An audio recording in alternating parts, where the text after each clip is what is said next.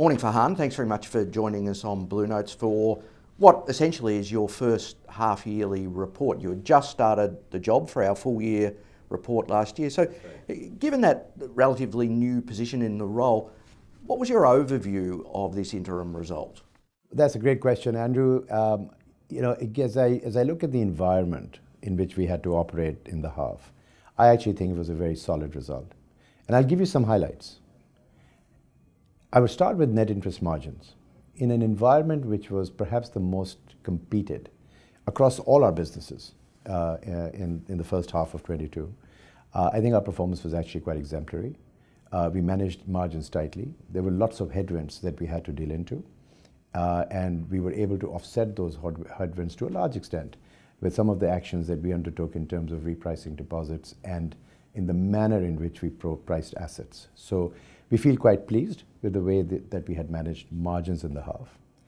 I think on expenses, in an inflationary environment that has almost been unprecedented for a long period of time, we actually delivered flat run-the-bank cost, which basically is a nod to the great work we are doing across productivity and running our business increasingly more efficiently. And we've been doing that, Andrew, as you know, not just for this half, but we've been doing that for the last 5 or 6 years, and we've been doing that very successfully. It has become sort of a core DNA of ANZ in terms of managing costs. So I'm quite pleased with that. I think from an investment standpoint, our investment spend continued to remain elevated, but we're increasingly investing towards growth and productivity initiatives, which actually will yield benefits for us to become a more resilient and a more profitable and a growing bank in the future. So I'm quite pleased from that aspect as well. I think from a divisional standpoint, really pleased with the performance of our New Zealand division. It has gone from strength to strength and continues to grow and gain market share while maintaining both pricing, capital, and risk disciplines, which I think is really quite incredible. The institutional business, particularly the institutional banking business, the ex-markets business, has actually had a really good half. And we've seen growth across all product areas and really growth targeted at what are our strategic sectors, which are financial institutions, which are food and supply chains, food and agri supply chains, as well as the incremental focus that we've had and the successes that we've had, not just in this half, but over the last couple of years on sustainability. So I think all of those are trending very positively, and we're exiting the second half with great momentum, exiting the first half with great momentum into the second half. So I think that it's been a pleasing result in the context of the environment that we were heading into.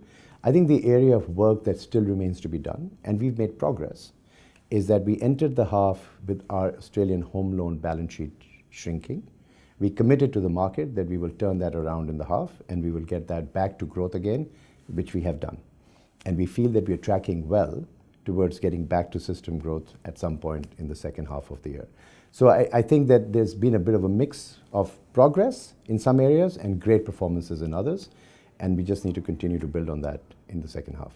And if we look at what's happening today, we're in a climate globally of rising interest rates as inflation is starting to kick up. And generally speaking, higher interest rates are positive for the banking system. We don't know how it's going to play out this time because, as you say, it hasn't happened for a generation. But how do you frame your outlook with a tide of rising interest rates and perhaps rising inflation around the world? Right. So I think it's a really good question, Andrew, because rising rates and inflation have both pros and cons. So you're right. Generally, banks are positively inclined towards rising rate environment. But the reality is that much of that inflation comes first in our costs, then into our revenues, and then eventually, if you're not managing our portfolio well, flows into our risk provisions. So we have to be careful as we think about the rising rate environment because it comes with both positives and negatives. Also, even on revenue, while it is supportive from a revenue standpoint, we also have to understand that lots of things will change, as you said, given that it hasn't happened for a generation, particularly in Australia. Customer behaviors will shift. And we have to anticipate those customer behaviors, and we have to make sure that we position our balance sheet and our customers' business accordingly. So there is uncertainty that lies ahead. Yes, it's broadly positive, but we have to be also careful that over time we tend to over-anticipate the benefits of interest rate rises because they do get competed away. And while you might grow revenue, you might not necessarily be growing profitable revenue. So it is going to be an interesting exercise in the next 1 or 2 years to manage the business in line with our objective of profitable growth in light of the changing environment.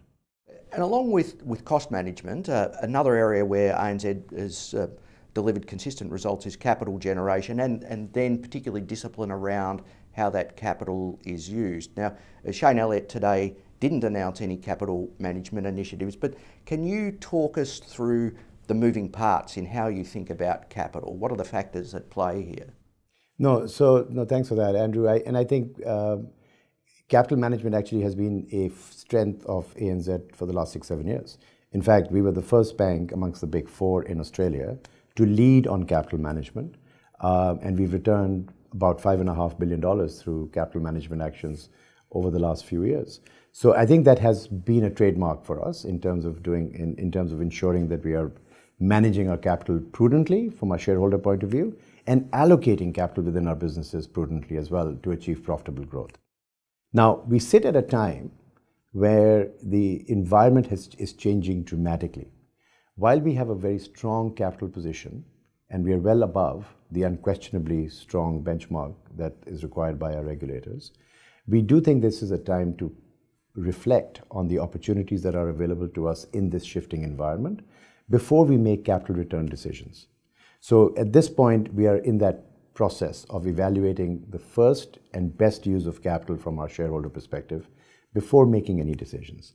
But I do want to say, Andrew, that we as a management team, and certainly in our interactions with the board, engage very actively on a very frequent basis in terms of discussing the best use of capital. So it's not something that doesn't get attention.